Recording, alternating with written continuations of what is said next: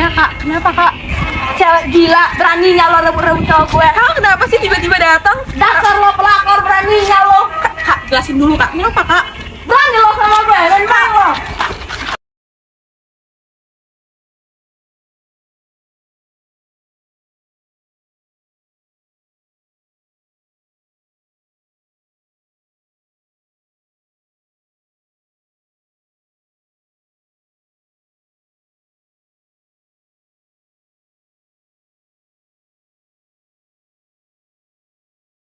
Astaga, siapa ini? Ya ampun. Astaga. Telepon ambulan. Halo Pak, iya. Saya meminta bantuan ya Pak. Di sini ada korban perundungan. Oh iya, mohon bantuannya ya Pak. Terima kasih Pak. Ayo tangkap ini.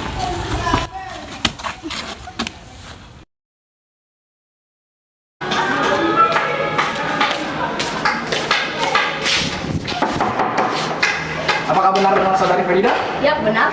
Anda ditangkap atas kasus perundungan dan pembulian. Silakan ikut kami ke kantor polisi. Jangan melawan.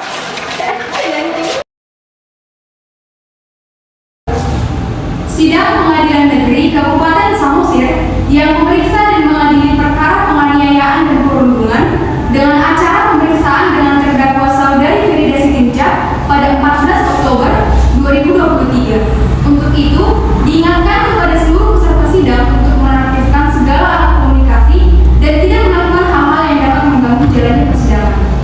Baik, majelis hakim dipersilakan memasuki ruang persidangan dan hadirin dimohon berdiri.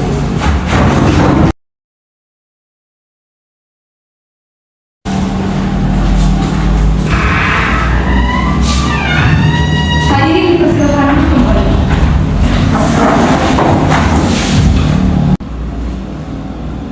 Sidang Pengadilan Negeri Kabupaten Samosir yang memeriksa dan mengadili perkara perundungan dengan acara pemeriksaan dengan terdakwa saudari Ferida Sitinjak pada hari ini Sabtu 14 Oktober 2023 dan dinyatakan untuk umum.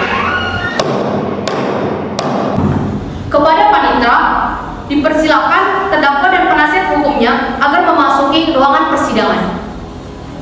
Kepada terdakwa dan penasihat hukum dipersilakan agar memasuki ruang persidangan.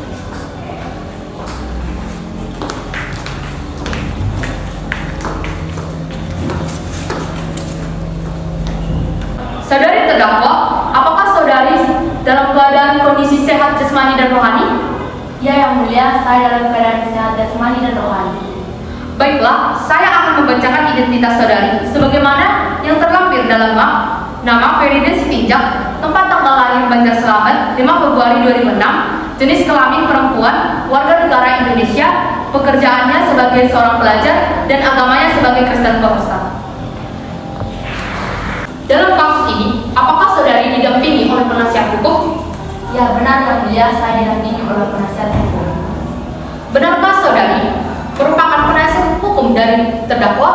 Ya benar yang mulia, saya selaku penasihat hukum dari terdakwa. Kepada penasihat hukum, dipersilakan menyerahkan surat kuasa dan izin beracara serta kartu pengacara saudari.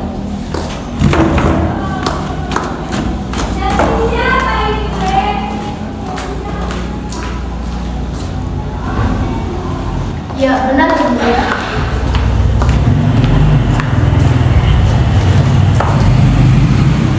Untuk saat ini, perkara saudari kami persidangkan di Pengadilan Negeri Kabupaten Samosir.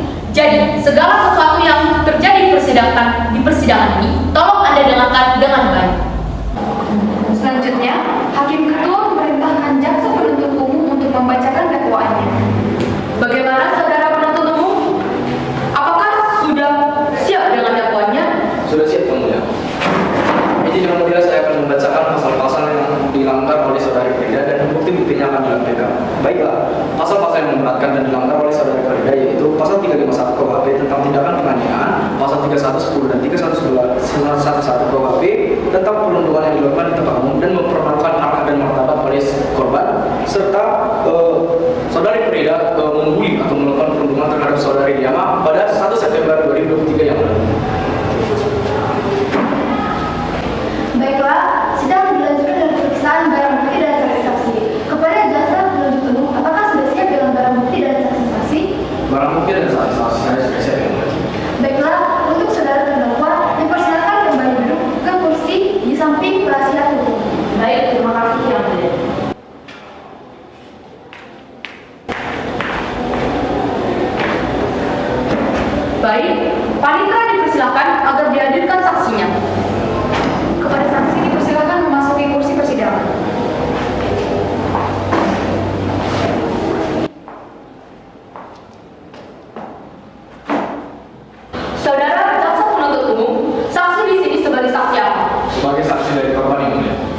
Baik, kepada saksi, apakah saudari dalam kondisi sehat jasmani dan rohani dan siap memberikan keterangan untuk persidangan hari ini?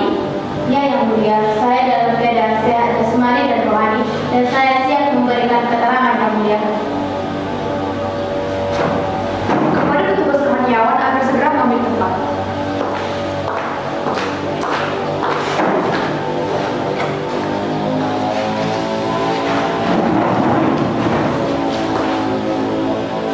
Kepada saudari, ikuti kata saya.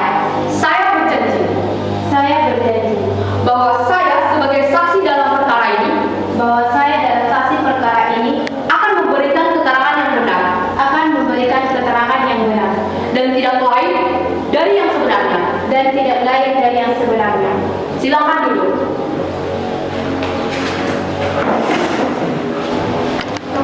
Kepada saksi dipersilakan untuk menyampaikan apa yang hendak disampaikan. Baik, Yang Mulia, saya akan menceritakan apa yang pernah saya lihat. Pada waktu pulang sekolah dan sekolah sudah sepi, saya melihat terdakwa dan si korban melakukan perbincangan di taman. Di tengah perbincangan mereka, si terdakwa melakukan kekerasan fisik terhadap si korban. Baik, lalu kekerasan seperti apa yang dilakukan terdakwa kepada si korban? Si korban itu ditampar, dipukul dan juga ditendang. Karena saya tidak berani untuk memisahkan keduanya, saya berinisiatif untuk memvideokan kejadian tersebut. Di saat kejadian tersebut, saya berinisiatif juga untuk memanggil orang di sekitar supaya menolong si korban. Namun pada saat kejadian, si korban sudah dalam keadaan pingsan dan juga tubuh yang luka-luka. Sedangkan si terdakwa sudah tidak ada dalam kejadian tersebut. Baik, saksi dimohon kembali pada kursi yang sudah disediakan. Selanjutnya, pembacaan putusan dan vonis kepada terdakwa oleh hakim ketua. Kepada terdakwa, silakan menduduki kursi terdakwa.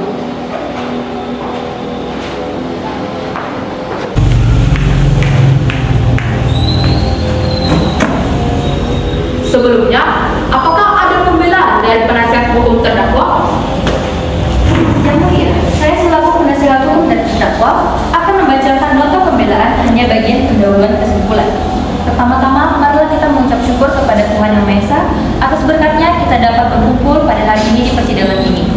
Dan saya, sebagai penasihat hukum dari terdakwa, mengucapkan terima kasih sebesar-besarnya kepada majelis hukum, yaitu Yang Mulia, karena telah memimpin persidangan atas perkara pidana dengan terdakwa yaitu Ferry Desi Tinjak dengan penuh kesabaran dan teliti, disertai juga dengan sikap yang menghormati hak-hak asasi terdakwa yaitu Ferry Desi Tinjak. Bukan hanya mengenai menghukum terdakwa, tetapi kita sebagai penegak hukum harus mencari kebenaran berdasarkan fakta-fakta yang terungkap dalam persidangan agar terwujudnya tujuan penegakan hukum yaitu keadilan. Dalam persidangan ini, Majelis Hakim Yang Mulia, saudara penuntut hukum di hadapan kita sekarang berusia 17 tahun yang dilindungi menurut pasal 80 ayat 2 Undang-Undang Nomor 35 Tahun 2014 tentang perubahan atas Undang-Undang Nomor 23 Tahun 2002 tentang perlindungan anak. Semenjak persidangan perkara ini dimulai, sehingga dalam proses persidangan terdakwa harus diperlakukan sebagaimana orang yang tidak bersalah sampai adanya keputusan pengadilan yang berkekuatan hukum. Dan tentunya pidana yang diberikan akan menjadi pembelajaran bagi terdakwa. Apabila kita melihat alat bukti yang ada dan dihadirkan di mula persidangan, sama sekali tidak ada alat bukti yang menunjukkan bahwa terdakwa telah merencanakan dan menghendaki akibat yang timbul terhadap korban. Fakta yang terungkap adalah kejadian penganiayaan antara terdakwa dan korban. Seluruh kejadian tersebut haruslah dianggap sebagai suatu kejadian dengan akibat yang timbul berdasarkan kecemburuan. Pasal 355 ayat 1 KUHP dan pasal 353 ayat 2 KUHP memiliki ancaman pidana yang sangat besar, yaitu pidana penjara paling lama 12 tahun. Adanya batasan yang mengenai keterpenuhinya unsur perencanaan tindak pidana sebagaimana dimaksud pasal 355 ayat 1 KUHP menyatakan bahwa terdakwa Ferry Desi Tinjak tidak terbukti secara sadar melakukan tindak pidana. Di mana saya keberatan terhadap pernyataan dari pengacara terdakwa, di mana hukuman terhadap terdakwa tidak bisa digantikan dengan hukum penjara saja, melainkan harus ada hukum penjara dan restitusi yang dibayarkan kepada korban. Di mana menurut beberapa ahli ada beberapa poin penting yang dapat memberatkan pernyataan dari pengacara dari terdakwa tersebut, di mana restitusi adalah hak dari korban yang harus dibayarkan oleh si pelaku karena si pelaku telah melakukan kekerasan secara fisik yang menyebabkan kerugian martabat, harkat serta fisik kepada si korban. Di mana saya juga memiliki beberapa bukti yang sesuai dengan perkataan saksi yang saya datangkan tadi. Di mana bisa kita lihat pada bukti-bukti yang saya bawa, si korban mengalami luka fisik mulai dari kaki, tangan hingga pendarahan di kepala dan tentunya akan memakan biaya perawatan di rumah sakit yang sangat besar.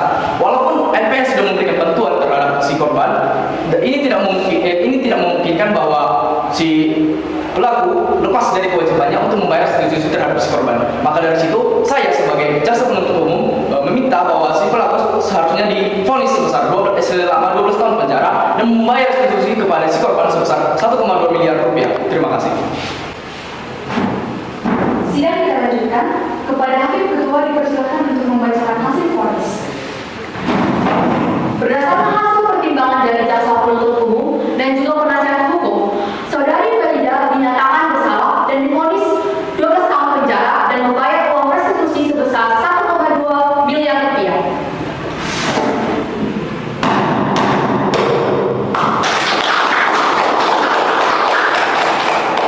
Majelis hakim dipersilakan untuk meninggalkan ruang persidangan.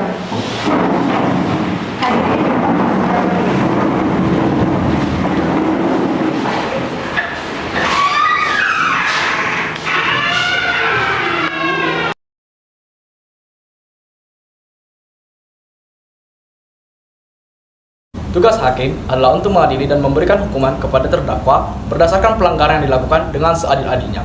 Generasi muda Berani menegakkan hak.